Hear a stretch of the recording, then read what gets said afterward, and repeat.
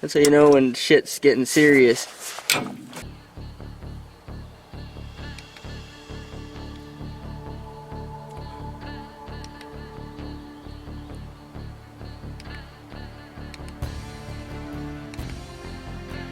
We got old red here and some new steering components, and yeah, let's do it.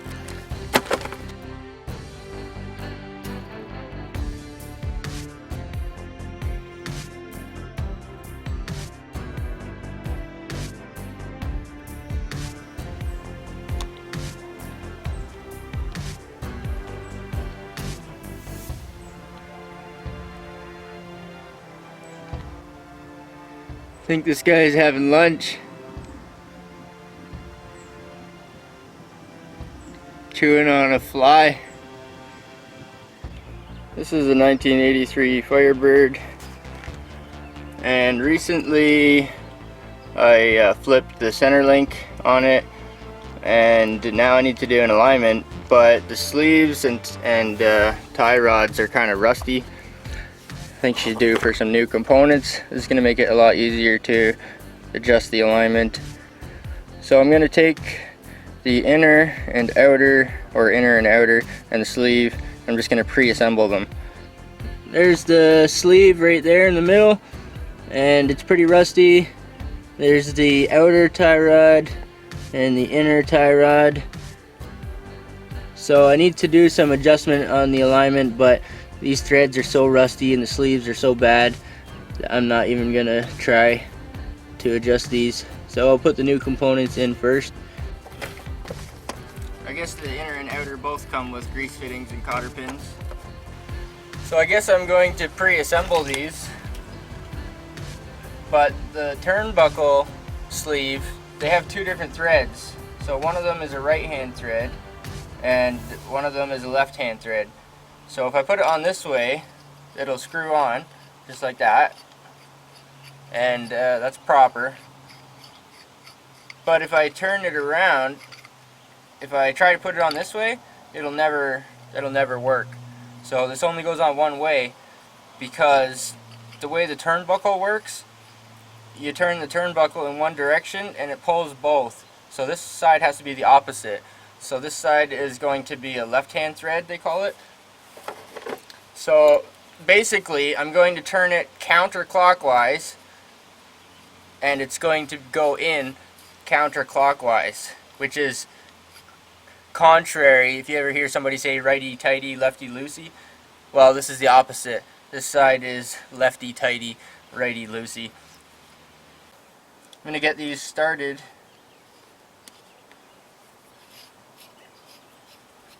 Equal amount on both sides, and then I can adjust it later just by turning the turnbuckle, the sleeve. So this side can stay attached, and you just turn this turnbuckle here, and it'll contract or expand. Okay, so I got these both pre-assembled. This one is almost straight, so it's almost like 90 degree. And that is going to be the outer at the wheel. And on the other side, this one is on a bit of an angle. And the one that's on a bit of an angle is the inner. That's the inner tie rod.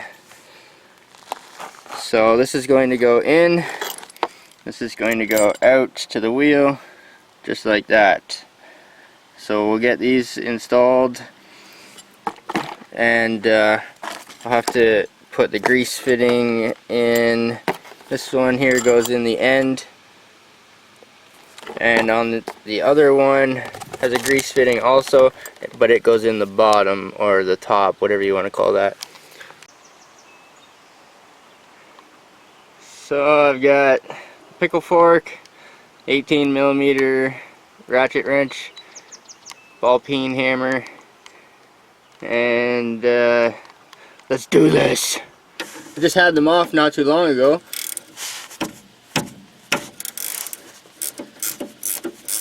So it shouldn't be too difficult to get these ones off. I know the car needs an alignment, so that's the main reason why I'm doing this. and how rusty these sleeves are.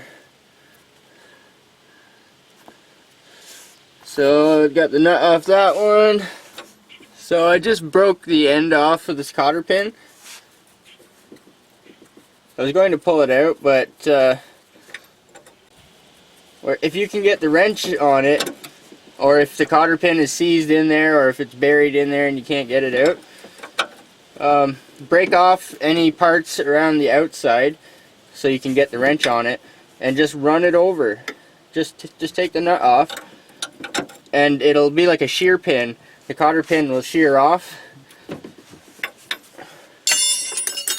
I had to get a bigger wrench. This seems to be a 19.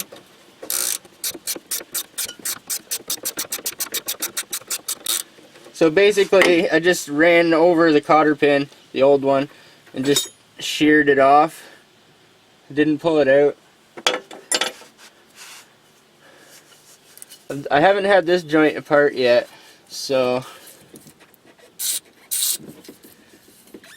Man, the nozzle on this can sucks. Anyway, so I've got the nut off both sides, so I should just be able to knock it out now. You can use a pickle fork, and that basically forces it out with a wedge. But if you don't have a pickle fork, sometimes you can hit on the end. So right on the end of that spindle knuckle there, and sometimes the vibration or the impact will let the tapered joint drop out. So I'm not sure if there's any pressure on it, but let's try it. Let's try it and see. You really got to hit it pretty hard, I find.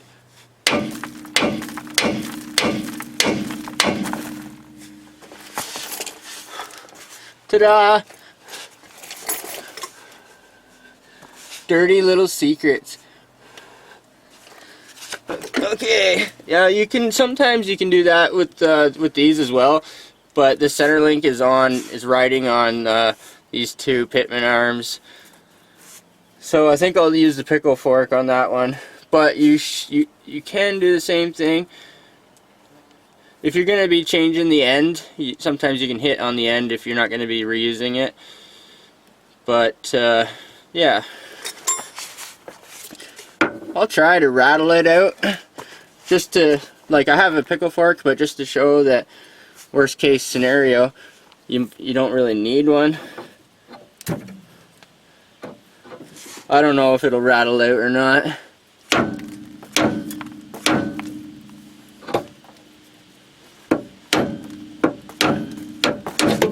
Ta-da!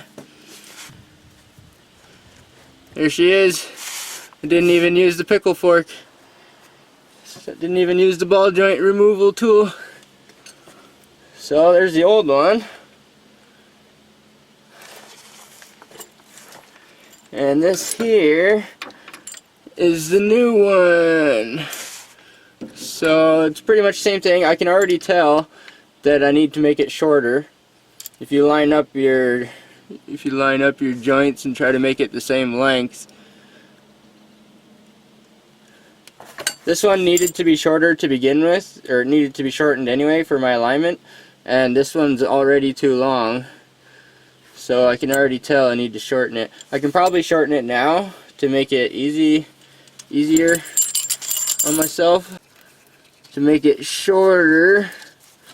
And now I'm just turning the sleeve. And since there's right hand and left hand threads, they will both come together if you just hold the joints still and turn the sleeve. And that's how they align it on your vehicle.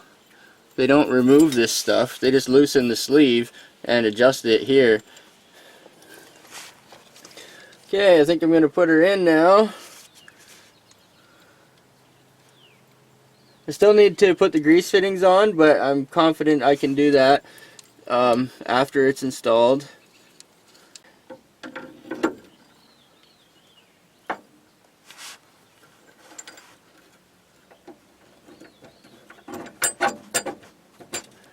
There we go. Oh my goodness. Look at that. I'm just going to give it a little tap somewhere safe. And put the nut on.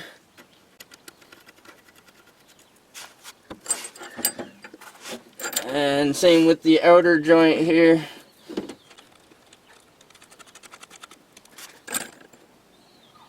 There we go. That's way more better. So I got to tighten them up, put the cotter pins in and the grease fittings.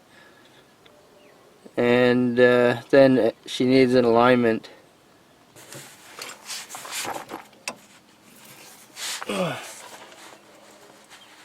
Man, that one is tight, let me tell you.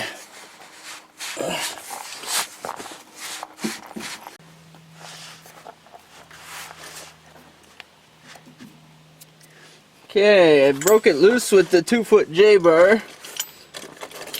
Still pretty rusty and still pretty stiff. But let's see if I can get it with the ratchet wrench now. Oh, you hear that? That's how you know. That's how you know when shit's getting serious. When it creaks like that. Oh my goodness. I even sprayed it with that. If it's been sprayed and it still sounds like that, then you know shit's getting serious.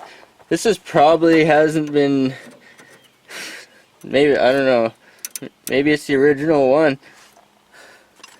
Maybe it's never been off. Maybe it's 35 years old. Holy. Yeah, I think that's never been off. But to be honest, I don't know.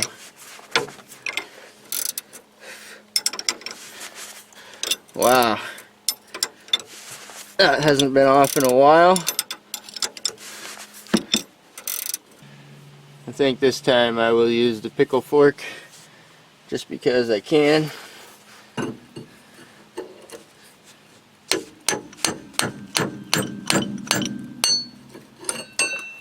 That one's loose.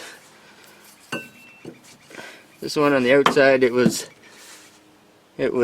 gonna be a pain in the butt.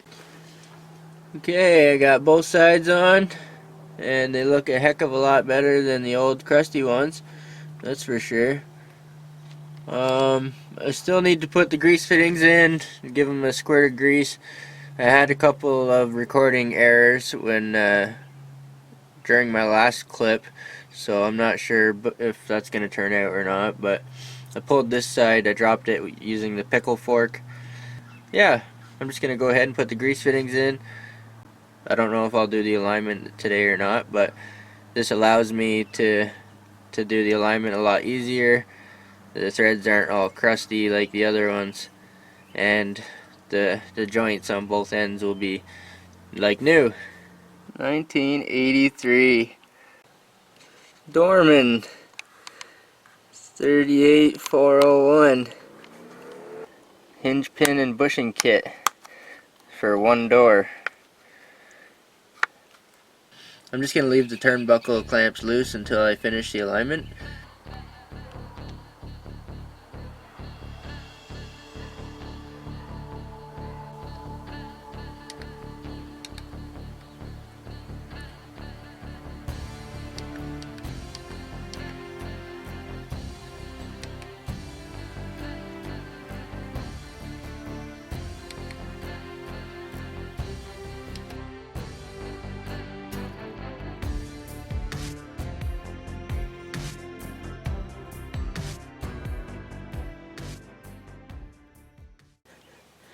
That's how you know when shit's getting serious.